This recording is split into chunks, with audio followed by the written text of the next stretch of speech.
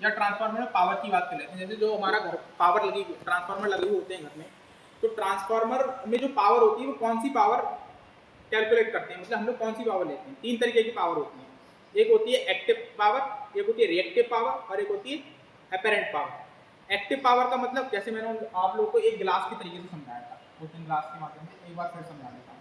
मान लो ये कोई गिलास है, ठीक है। अब इस गिलास में जो है हमने कोल्ड ड्रिंक भरी, तो कोल्ड ड्रिंक हमारी इतनी भर गई।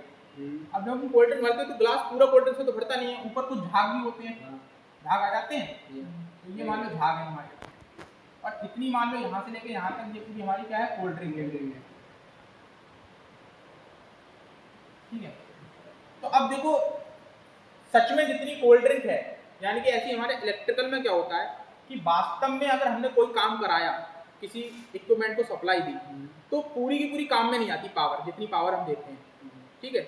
उस पावर में से वास्तव में जितनी काम में आई उसे हम बोलते हैं एक्टिव पावर, ठीक है। क्या बोलते हैं, एक्टिव या फिर वास्तविक शक्ति हिंदी में।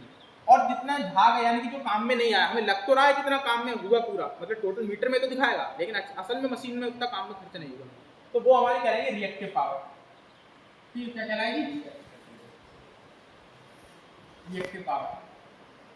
अब जो हमारी आभासी शक्ति है कि हमें जो मीटर में दिखाई देगी वो तो हमारी एक्टिव और रिएक्टिव दोनों दिख के पूरी दिखाई देगी, हमें गिलास को पूरा ही भरा हुआ दिखाई देता, इसको और इसको दोनों को मिला के, तो इन दोनों को मिला के जो पावर दिखाई देगी हमें, वो हमारी क्या हो जाएगी, वो हमारी हो जाएगी अपेरेंट पावर, यानी कि आभासी शक्ति,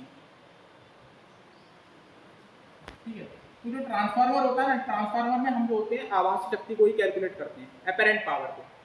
अपेरेंट पावर को क्यों करते हैं कैलकुलेट, इसलिए करते हैं क्योंकि जो ट्रांसफार्मर का पावर फैक्टर होता है वो लोड पर निर्भर करता है। अब ट्रांसफार्मर पर हमेशा एक जैसा लोड तो रहता नहीं है, लोड तो घटता बढ़ता रहता है हमेशा।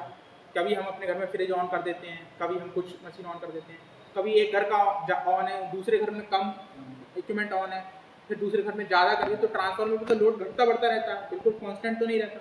तो इसीलिए क्योंकि ट्रांसफार्मर का लोड घटता बढ़ता रहता है, इसीलिए हम ट्रांसफार्मर जो होते हैं आभासी शक्ति को कैलकुलेट करते हैं, कितने केवीए का है, ठीक है। जैसे हम कहते हैं 25 केवीए का है ट्रांसफार्मर, या कितने केवीए का है, तो अपेरेंट पावर का हम इस्तेमाल करते हैं।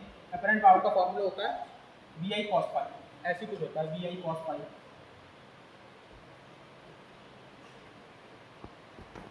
ठीक है। आया कुछ